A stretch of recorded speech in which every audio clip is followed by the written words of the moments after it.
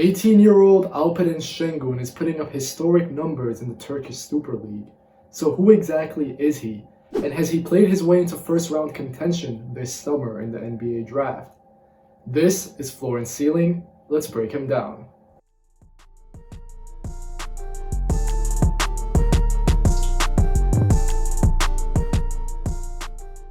Alperen Şengün, a Turkish big man playing for Besiktas, has been one of the best players in the Turkish league at only 18. As of recording time, he is second in the league in points and first in rebounds and blocks. Şengün comes in at 6'9" and a reported 240 pounds, although he might have slimmed down a little. If he maintains this level of production, it's not hard to imagine his name getting called by Adam Silver in just a few months. Upon first watch, Şengün has all the makings of an old school big. He is very comfortable posting up and operating on the low block.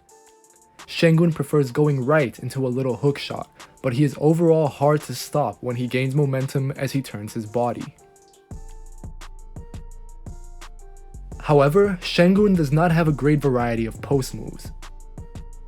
His work down there is pretty rudimentary when you take away his go-to shot, and he will need to develop counters and counters to be truly dominant.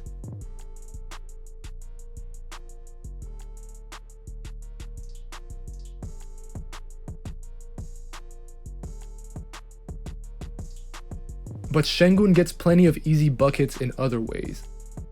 It is incredibly important to note that Şengün lives around the rim. This is how he has shot an outstanding 70% in true shooting percentage this season. Şengün is hard to stop at the basket.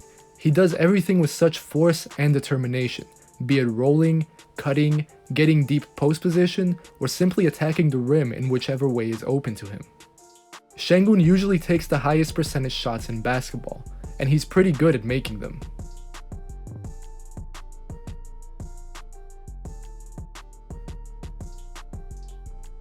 This brings me to Şengün's next strength, which is his uncanny ability to create contact and draw fouls.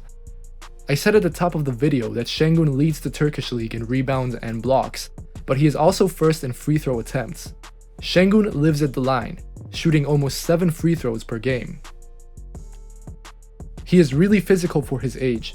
Şengün embraces contact in the post or off the ball, and in all honesty, it must be pretty annoying to play against him, because it seems like he's always on the verge of being fouled. And I bring this up in a good way. For better or worse, we are increasingly seeing the value of working your way to the charity stripe in the NBA, and it seems like Şengün has the natural ability to do that. Like I said, Şengün leads the Turkish league in free throw attempts, but Şengün is shooting about 82% on foul shots, which is a great number for most players, let alone a big. It is because of this number that I think he will eventually be able to shoot the ball a bit, but that day is probably far away. Şengün has only made 1 of 12 threes this season. Beyond shots near the basket, Şengün has shown some signs of self-creation off the dribble. He can face up a little, but his handle is still fairly rigid. Şengün has shown that he likes this spin move going right, much like his hook shot. And of course, it wouldn't be Şengün if he didn't draw a foul.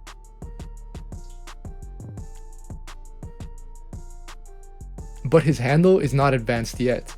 Like I said, he is stiff handling the ball, and his control is too high and loose, which makes him susceptible to turnovers.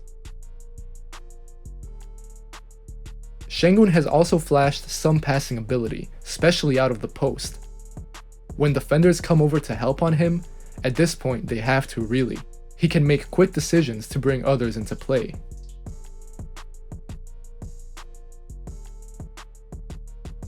Şengün is very much a score-first type of player, but I wouldn't consider him selfish, and he's even shown a little flash with his passes.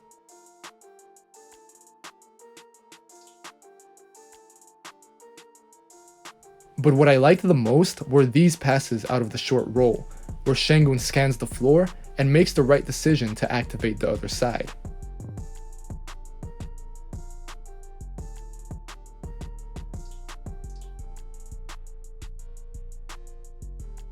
One area of concern that people often bring up about Şengün is his athleticism. He doesn't really stand out at first, but I think the concerns are overblown. Athletically, he's not Zion Williamson, but he's not Nikola Jokic either. Şengün has decent vertical pop, especially if he's given some time to charge before going up. I'll go into more detail later, but one of my favorite things about Şengün is his ability to track down balls off misses. Here, he goes for a few tip dunks, showing that he can not only run the floor hard, but also punish the rim ferociously. Şengün is an excellent rebounder. Again, it cannot be overstated that he leads the league in rebounds at 18. Şengün sniffs out where the ball will land on both ends of the floor, but it's his offensive rebounding that I think is a true standout skill not many prospects often have. To give you an idea of how impactful Şengün is, I had over 2 minutes of him offensive rebounding. Maybe he isn't a super quick leaper, but he has great instincts for where the ball will land and good hands to match that with. Şengün corrals boards and manufactures second chance opportunities for Besiktas.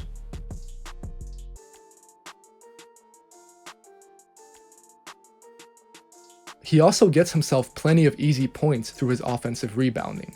Well, easy for him at least. Şengün will crash the glass relentlessly. He uses any crevice of space that his opponents give him, securing the ball, even if that means tipping it to himself multiple times, and then going back up to put it in.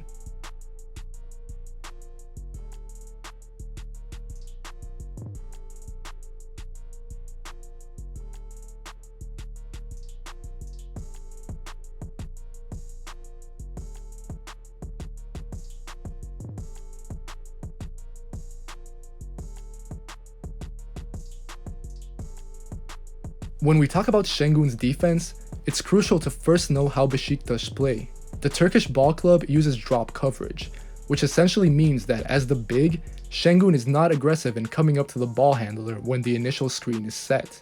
Instead, he will stay back and play the angles to allow the ball handler's original defender to get back in position, and he will take away the pass to the screener if he chooses to roll.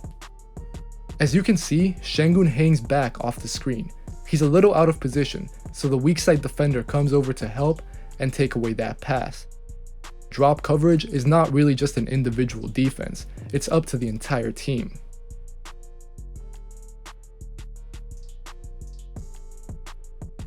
Here, Şengün once again drops.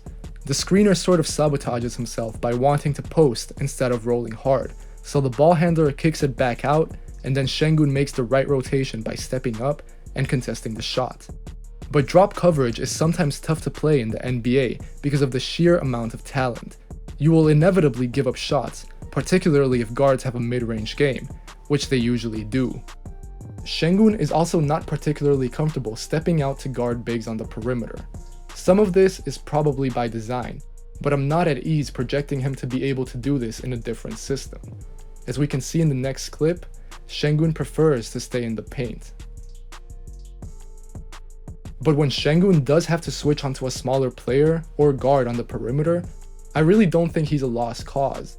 He isn't super nimble, but he does well to backpedal and force opponents into tough shots. Şengün is more mobile than he looks, and he had an especially good game a few weeks ago where he really took on the challenge of switching.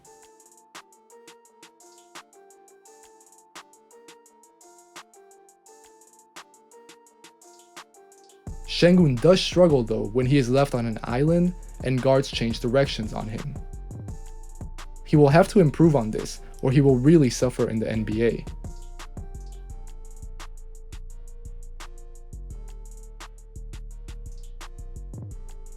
Another point of concern for me is that Şengün just gives up too much size at only 6'9" playing the center position. Even if he puts up a good fight, attackers are able to shoot over Şengün. This is a worry, especially given the heights of the centers that he will have to face in the NBA. As of right now, Şengün is only capable of playing the 5 on defense, and him being able to play as a 4 on that end of the floor is a big question mark. Not only is he a bit small, but he has to get stronger, as attackers can just go through him. They can go into Şengün's chest, displace him, and finish. Şengün is also a tad too jumpy. He will often be in a good position, but it seems like he has predetermined ahead of time that he's going to jump for whatever reason. He has to be more disciplined and less eager, as this can lead to easy buckets for other teams.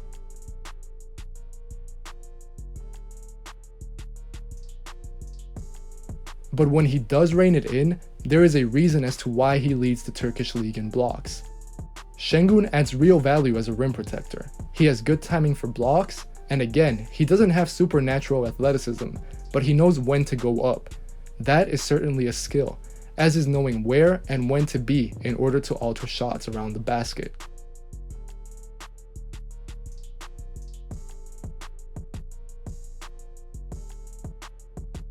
So to be honest, I think that Şengün is one of the most interesting prospects in the draft. Maybe not because of pure skill set, although he definitely has an intriguing one, but more so based on the question of how he will translate over to the NBA. Because at this point, there's no doubt that he's putting up historic numbers in Turkey. I mean, second top scorer, leads the league in rebounding, in blocks, in free throw attempts.